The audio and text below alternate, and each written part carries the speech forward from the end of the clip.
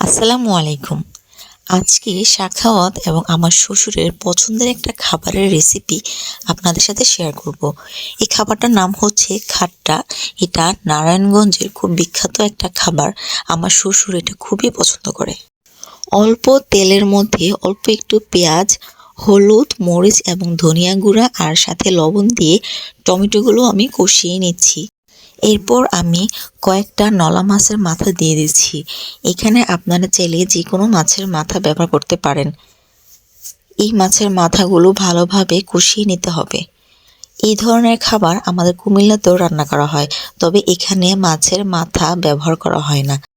সাথে কয়েকটা কাঁচামরিচ দিয়ে দিচ্ছি ভেঙে।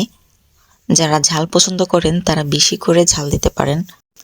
মরিচগুলো দিয়ে আমি ভালোভাবে নেড়ে দিচ্ছি।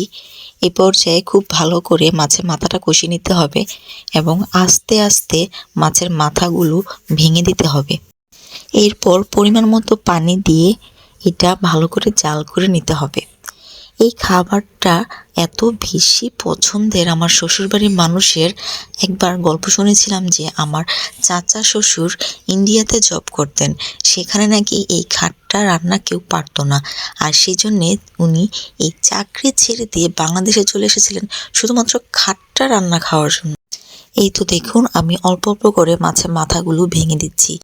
এটা অনেকটা সময় ধরে চুলায় রেখে জাল দিতে হয়।